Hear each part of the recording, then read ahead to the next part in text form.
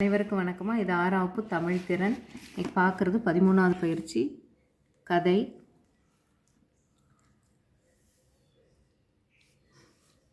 இது 13ல் 1 கதையை படித்து கருத்தை கூறுக, எறும்பும் குருவியும். இது படிக்க எடுத்துக்கொண்ட நேரம்னு கேட்டிருக்காங்க, அதனால் நாம் இப்போ பார்த்துக்கலாம்.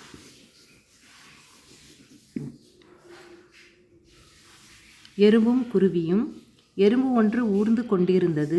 அதை பார்த்த குருவி, எங்கே செல்கிறாய் என்று எறும்பிடம் கேட்டது. மலை உச்சிக்கு சென்று காட்டின் அழகை பார்க்க போகிறேன் என்றது. நீ இந்த மலை மீது ஏறி உச்சிக்கு செல்ல போகிறாயா என்ற குருவி எறும்பை பார்த்து ஏளனமாக சிரித்துவிட்டு பறந்து சென்றது. குருவி பல இடங்களுக்கு சென்று இரை தேடிவிட்டு மீண்டும் பறந்து வந்தது. அங்கு எறும்பை பார்த்தது. எறும்பு அப்போதுதான் சிறிது தொலைவு ஏறி இருந்தது. எறும்பு இருக்கும் இடத்திற்கு குருவி பறந்து வந்தது. ஒரு சிறு எறும்பிற்கு எதற்கு இந்த வேலை என்று எறும்பிடம் கேட்டுவிட்டு சிரித்தது. இனிமேல் நமக்கு இங்கே என்ன வேலை என்று நினைத்த குருவி பறந்து சென்று விட்டது. சில நாள்கள் சென்ற பின் எறும்பு தன் விடாமுயற்சியால் ஒரு நாள் அந்த மலை உச்சியை அடைந்தது.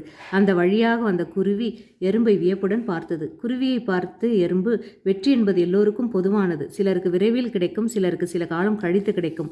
ஆனால் விடாமுயற்சியும் தன்னம்பிக்கையும் இருந்தால் போதும், வெற்றி உறுதி என்றது. குருவியும் சரிதான் என்று ஏற்றுக்கொண்டது. இதை படிக்க நம்மளுக்கு ஆன நேரம் 1 நிமிடம் 4 வினாடி. 1 நிமிடம் 4 வினாடி. கதை என்ன சொல்லுதுன்னா, முயற்சி எல்லோருக்கும் பொதுவானது. அந்த முயற்சியில் நம்ம என்றைக்கும் சோர்வடையக்கூடாது. அதே மாதிரி வெற்றி வரும். வெற்றி வரும்போது நம்ம அமைதியாக அதை ஏற்றுக்கொள்ளணும், ஆர்ப்பாட்டம் செய்யக்கூடாது. அதே மாதிரி விடாமுயற்சியும் தொடர்ந்த பயிற்சியும் இருந்தால் வாழ்க்கையில் வெற்றி பெறலாம். நன்றிம்மா.